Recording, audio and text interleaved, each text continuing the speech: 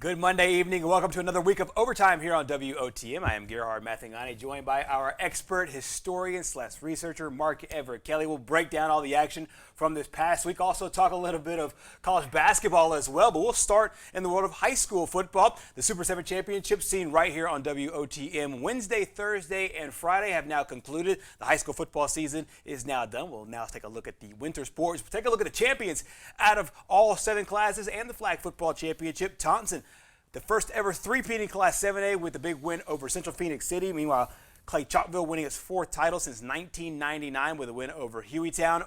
Pike Road, just its 4th year in existence ever since returning football since the 30s.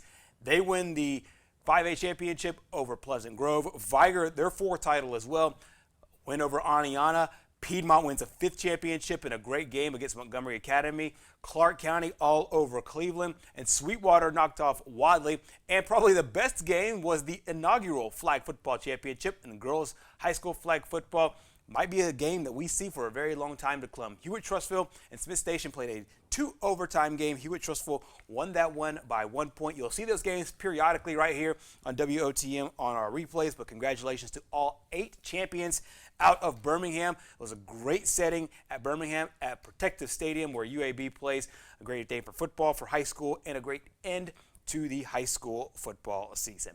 Well, now let's jump over to college football where we have Mark in the house here. Mark, obviously we'll start with the conference championships and we'll start with the SEC. A lot of people talked all week long about what we thought about Georgia, their dominance. At the end, it was Alabama who put up 40 points. Georgia only gave it up 83 all year long. What were your takeaways from Saturday at Mercedes-Benz? About 536 total yards for Alabama. Mm-hmm. That is only 17 yards fewer than Georgia allowed against Tennessee and Georgia Tech combined. Right. So I think Alabama coming into this game just had a chip on their shoulder. Mm-hmm. They had heard all about this Georgia defense and how they had no shot. Right. Meanwhile, they weren't getting enough credit because they weren't Alabama of last year. Mm-hmm. And that was kind of unfair all year. People were expecting to see that type of dominant performance.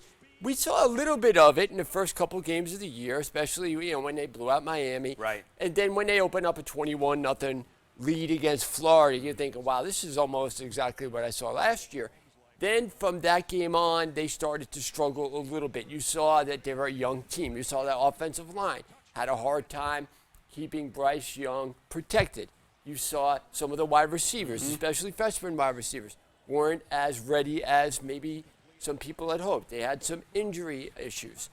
All those things led up to people thinking they were susceptible. Mm-hmm. I had many people say that they're surprised Alabama didn't lose more than once. Mm-hmm. And if you look at how they played against maybe Arkansas and especially against Auburn, maybe they should have had more than one loss, but they didn't. Exactly. They managed to win against Auburn when they had everything against them.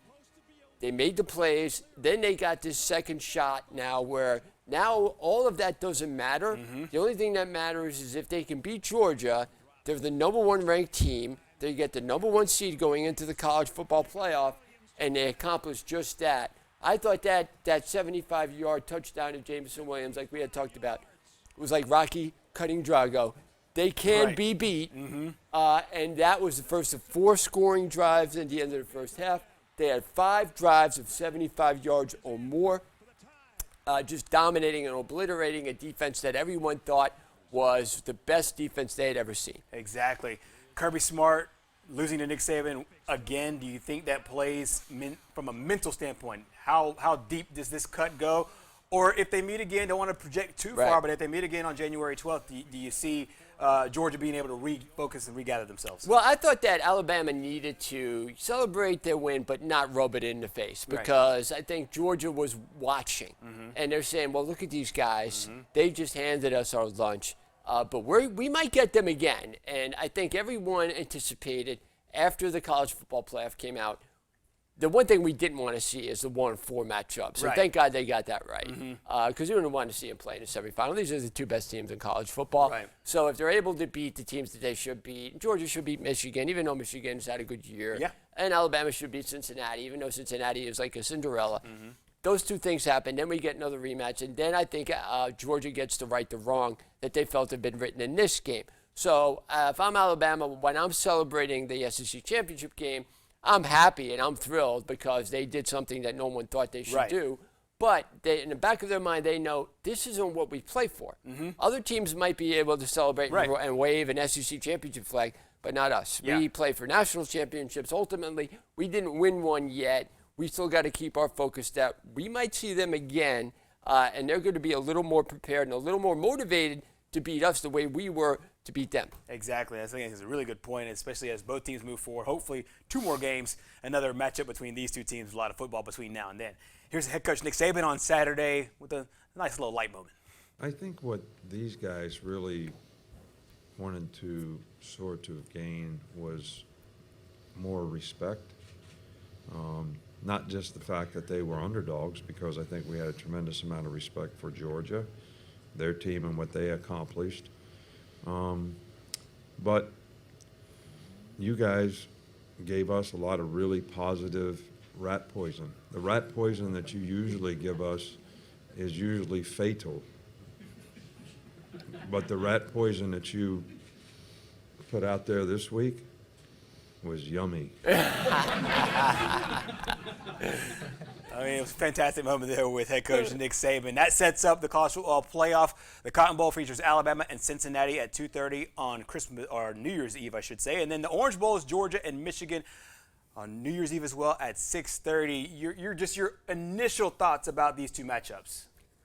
Michigan has had a really good year, so they deserve the number 2 seed. Are they the second best team now? Georgia is. Right. So Georgia, I think, will have a lot to play for in that game. They will be really motivated to get back and get Alabama again, assuming Alabama wins, which I think they will. Cincinnati's a nice story. They're a defensive-minded team by a coach that was kind of built in the Big Ten. So that type of mentality, I think Alabama still has the edge over, and I think they'll be able to beat them. So I fully anticipate that January 10th we'll get to see another rematch that we saw in the SEC championship game, much like, in 2017, they didn't play. Alabama and Georgia did not play during the regular season, and they didn't play in the SEC championship game because Alabama lost to Auburn, and then Auburn wound up winning the West. So this year we get to see 2 games between them, at least I hope so.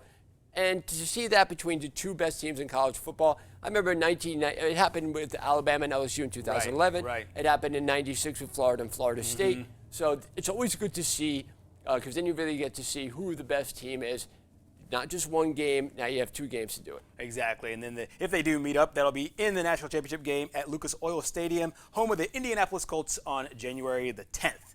Well, coming up next here on Overtime, we'll talk a little college football, but first we're going to go into a little bit of basketball as well. Another big day for the Crimson Tide, not just on the gridiron, but also on the hardwood. We got more coming up next.